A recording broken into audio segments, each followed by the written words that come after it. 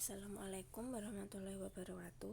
Di sini kami dari kelompok 7 yang beranggotakan saya Ika Asri dan rekan saya Mutik Magdania akan mempresentasikan mengenai materi yaitu pendidikan biologi untuk pembangunan berkelanjutan dan tujuan pembangunan milenial. Tujuan pembangunan milenial atau MDGs yang telah disetujui oleh negara anggota PBB pada tahun 2000 telah memberikan kerangka universal untuk pembangunan berkelanjutan. Mereka menyediakan sarana untuk negara berkembang dan mitra pembangunan untuk bekerja sama mengejar masa depan yang berkelanjutan. Pendidikan untuk pembangunan berkelanjutan atau ISD dapat berkontribusi untuk pencapaian semua MDGs. Deklarasi Milenium PBB yang ditandatangani pada September tahun 2000 menyetujui agar semua negara menanggulangi kemiskinan dan kelaparan, mencapai pendidikan dasar universal, mendorong kesetaraan gender dan pemberdayaan perempuan, menurunkan angka kematian anak, meningkatkan kesehatan ibu, memerangi HIV/AIDS, malaria, dan penyakit menular lainnya, memastikan kelestarian lingkungan hidup, dan mengembangkan kemitraan global untuk pembangunan. Bagaimanakah ISD berkontribusi untuk MDGs? ISD menangani masalah sosial, ekonomi, lingkungan, dan budaya yang saling terkait dengan masa depan perspektif.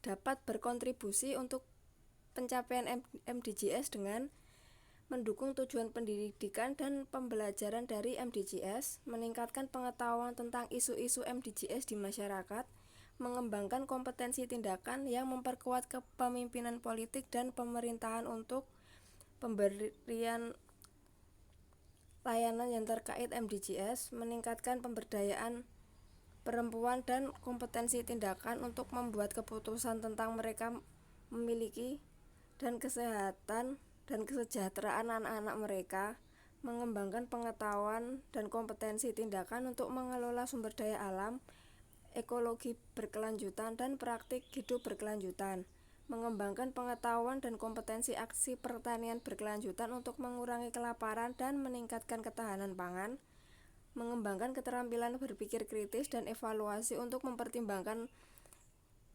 ketegangan yang ada dalam pengambilan keputusan pembangunan, mengembangkan keterampilan dalam berpikir kreatif untuk solusi dari sebuah pengembangan baru, dan melibatkan sektor korporasi dalam mempromosikan produksi dan konsumsi yang berkelanjutan.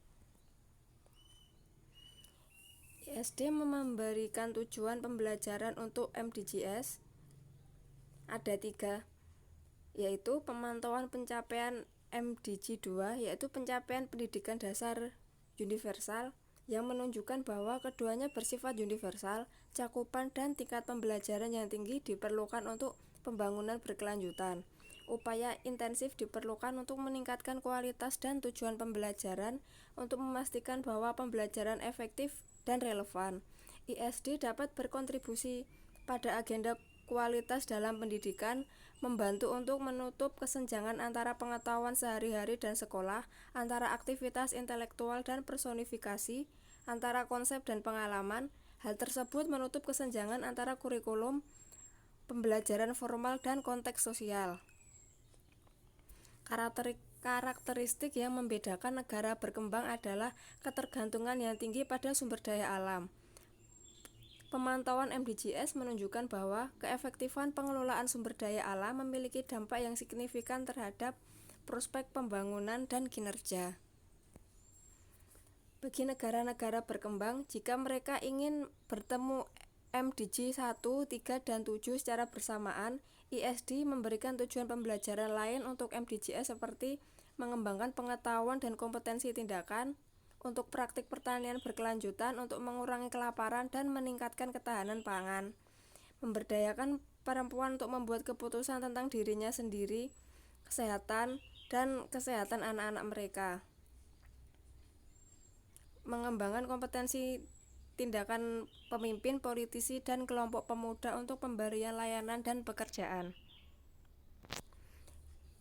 ISD membangun pengetahuan tentang Masalah ISD membawa masalah masyarakat, lingkungan, ekonomi, dan budaya ke depan dalam pendidikan dan pembelajaran. Tujuan inti dari MDGs adalah mengentaskan kemiskinan.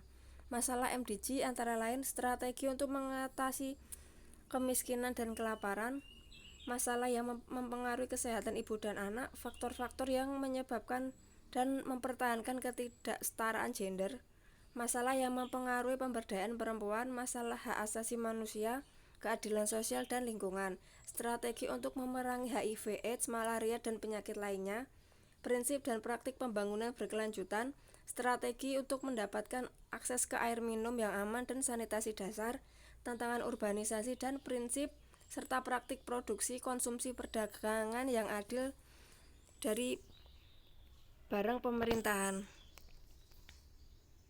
Sekian presentasi dari kelompok kami. Apabila ada salah kata kami mohon maaf. Wassalamualaikum warahmatullahi wabarakatuh.